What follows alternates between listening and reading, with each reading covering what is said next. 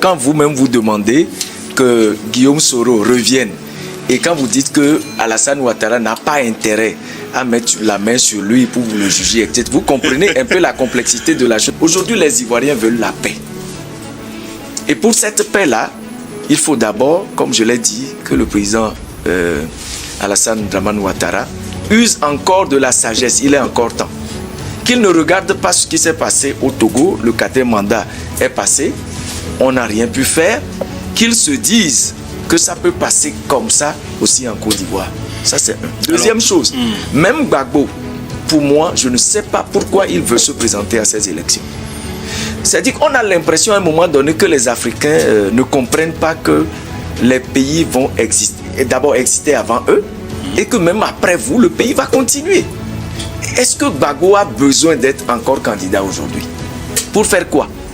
Est-ce que ça devient une rivalité entre des personnes qui se disent aujourd'hui tu m'as fait tomber, demain je vais te faire tomber? Alors cela a toujours été le cas parce que et c'est dommage. On a vu Ouattara qui avait mis à défi le président. Et je vous assure, peut-être que Ouattara pourra faire ces élections-là. C'est en octobre, hein, si je me souviens. Oui. Il pourra faire ces élections, passer en force, etc. Peut-être qu'il n'y aura pratiquement rien. Mais il va fragiliser son propre pouvoir. Et en fin de compte, il verra que tout ce qu'il a essayé de construire pendant ces 15 années-là, tout ça, là, ça risque de s'écrouler. La paix reste toujours fragile en Côte d'Ivoire et il faut que les gens se réveillent. Et ce n'est pas une question de contamination ou une question d'imiter quelqu'un. Non. Les pays dans lesquels les présidents arrivent à faire aussi ces longs mandats-là ont leur réalité.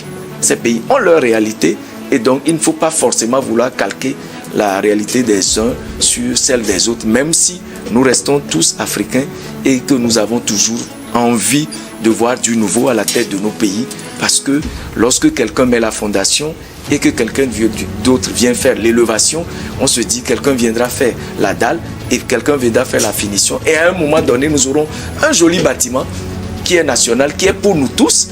Et chaque acteur qui a contribué à construire ce bâtiment-là se retrouve dedans et en est fier. Voilà ma position.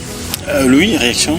Non, mais je crois que ce que disait M. Lemou tout à l'heure, il faisait allusion à ce qu'on peut appeler une récupération politique. C'est-à-dire que la Côte d'Ivoire, à mon avis, est de nos jours assise sur des braises. La tension politique, elle est palpable et vous l'avez vu et la dernière fois avec une démonstration des manifestants dans les rues d'Abidjan ou bien de Yopougon. Je crois que c'est un signal fort aujourd'hui pour dire au président Alassane Ouattara que la moindre erreur de sa part sera fatale. C'est-à-dire que si le président... Alors, fatale pour lui ou pour la paix en Côte d'Ivoire? Pour lui et pour la paix en Côte d'Ivoire, le premier responsable sera justement lui. Parce que les gens, lorsque les gens vont compter l'histoire dans l'avenir, ils diront que tout cela a été occasionné parce que le président voulait justement un mandat de plus. Clairement. Et donc c'est lui sera responsable devant l'histoire. Et ce qui est encore dangereux, c'est que quand en Côte d'Ivoire, vous avez des militants qui sont politiquement bien éduqués. Hein.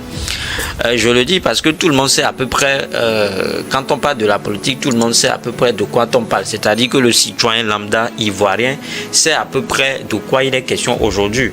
Donc quand vous voyez une démonstration de force dans les rues, quand vous voyez des manifestants dans les rues, quand vous voyez des milliers de manifestants dans les rues, ça veut dire que c'est des gens qui sont sortis par conviction. C'est des gens qui sont sortis pour une cause dont ils connaissent en fait les tenants et les aboutissants. Ce n'est pas ailleurs où les gens, vous retrouvez les gens dans les rues parce qu'ils sont dans le suivisme. Donc c'est là où ça devient dangereux. C'est pour ça que je dis qu'aujourd'hui, si le président Alassane Ouattara ne sait pas s'y prendre, il va envenimer la situation. Et là, et comme je le dis, il y a déjà ce marasme politique là. Et tout le monde attend le bon moment pour peut-être, vous m'excusez, mais c'est pas pour peut-être appuyer sur la gâchette. C'est-à-dire que pour que les choses dégénèrent. Et donc l'arrestation de Guillaume Soro sera peut-être le déclic, comme tu l'as dit tout à l'heure. C'est vrai qu'aujourd'hui, quelqu'un l'a dit qu'Alassane Guillaume Soro est vomi par le peuple ivoirien. Mais aujourd'hui, tout le monde cherche justement des poux sur des têtes rasées. C'est-à-dire qu'on veut justement voir par où ça pourrait venir. C'est pour ça que je dis que ce serait une erreur politique drastique et monumentale de la part du président ivoirien si il s'entêtait justement à mettre la main sur Guillaume Soro. Voilà. Mais toujours, alors, Monsieur Constant Lemou, pourquoi le retour d'opposants a toujours été un sujet brûlant en Afrique de l'Ouest? C'est vrai, on peut dire que Guillaume Soro, c'est un cas quasiment isolé, mais après tout, il est un opposant. En réalité, Ouattara n'avait pas besoin de laisser Guillaume Soro hors du pays parce que il n'avait plus aucun poids véritablement. Mais je comprends aussi l'attitude du président Ouattara.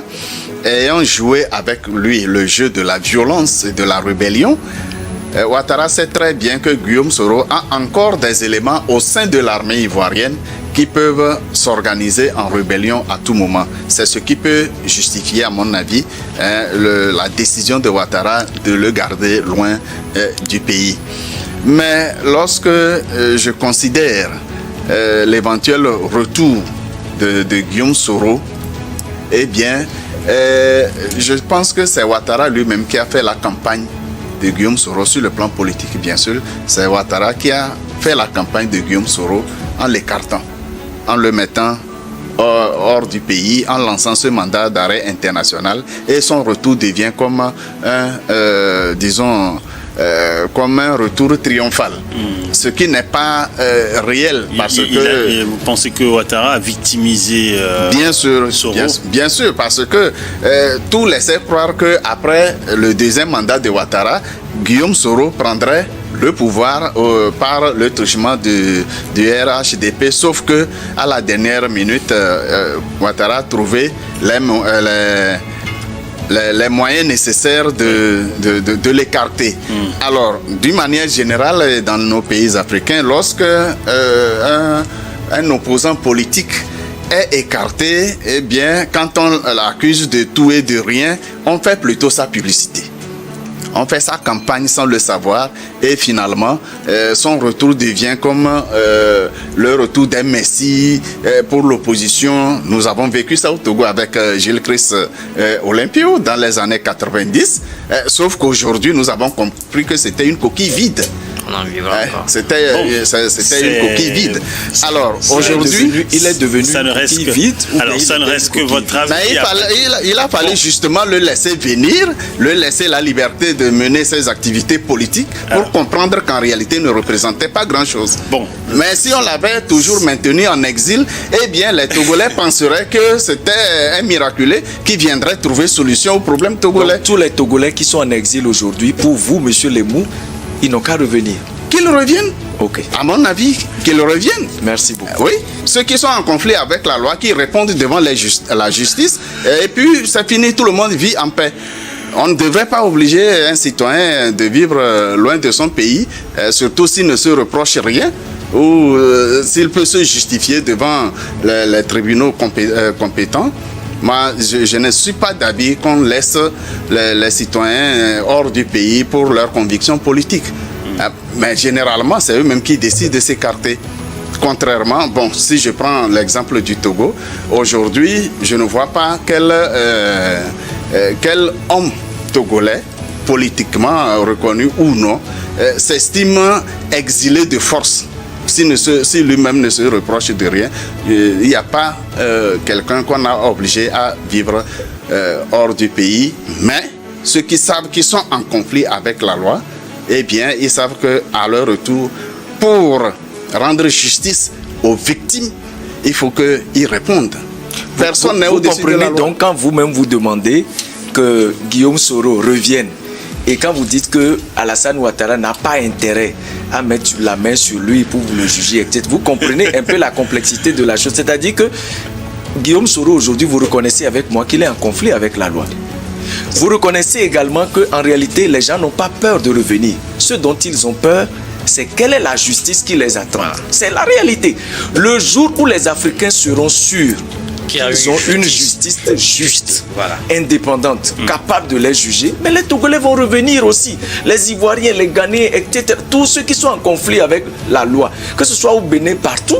Mais si on est sûr que la justice est juste, les gens vont revenir. Si Guillaume Soro était sûr qu'on avait une justice juste en Côte d'Ivoire, il reviendrait. Écoutez, Et c'est pareil pour notre écoutez, la Côte d'Ivoire, la justice dans l'affaire Guillaume Soro, dans l'affaire Gbagbo, la justice ivoirienne est atypique. Guillaume Soro n'était pas poursuivi avant son voyage en Europe. C'est lorsqu'il était en voyage qu'on l'a informé qu'il est poursuivi, qu'un mandat international est lancé contre lui. Autrement dit, c'était un message pour lui dire ne reviens pas. Même chose pour Gbagbo. Gbagbo était envoyé à la CPI par l'État ivoirien et c'est l'État ivoirien qui a organisé un simulacre de justice, de procès à Abidjan en l'absence de l'accusé pour le condamner. Et aujourd'hui, il est là. Mais est-ce qu'il s'agit simplement de condamner Gbagbo? Pourquoi on ne le met pas en prison si l'accusation est fondée? Pourquoi seulement... Nous sommes en politique. Pourquoi seulement... Justement. Nous sommes en politique. C'est justement. Vous apportez ainsi de l'eau à mon moulin pour comme dire si que, vous me demandez, en réalité, c'est comme si vous me demandez aujourd'hui pourquoi en réalité, ce n'était pas en prison. Je vous dirais que nous sommes en politique. Pascal Bodiana a fait la prison. À un moment donné. Pascal Bodiana a fait la prison. Alors, Gbagbo nous était condamné. A fait la CPI. Ne nous écartons pas du sujet. Pas pour la même raison. Pas pour la même raison. J'allais parvenir justement. J'allais parvenir. On peut revenir à ce sujet après. Parlons de la Côte d'Ivoire. Exactement.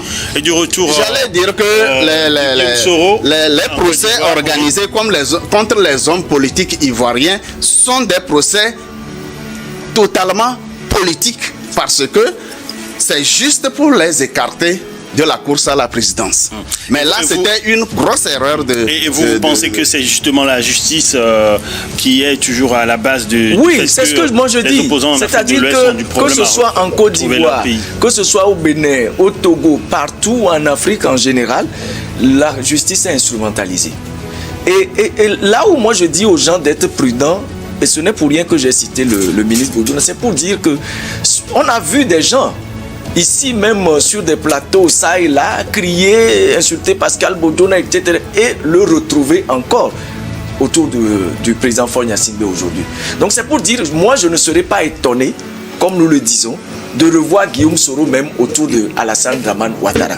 Ce n'est pas que ça va m'étonner, mais ce serait pour moi une erreur de la part de Alassane Dramane Ouattara. Attention, et donc, sauf que politiquement, attention, vous êtes en train de faire amalgame entre deux situations complètement différentes. Je vais vous assurer, au Togo, Pascal Bodiana ne s'était jamais déclaré opposé au président Faure. Je n'ai pas déclaré. Mais c'est ça, c'est plutôt ce qui oppose Guillaume Soro et Ouattara. C'est deux situations complètement différentes. On ne peut pas faire l'amalgame entre les deux. Et la prochaine fois que vous allez vous écarter du sujet, je vais demander à la réalisation qu'on vous coupe le micro. À tout à l'heure, chers téléspectateurs.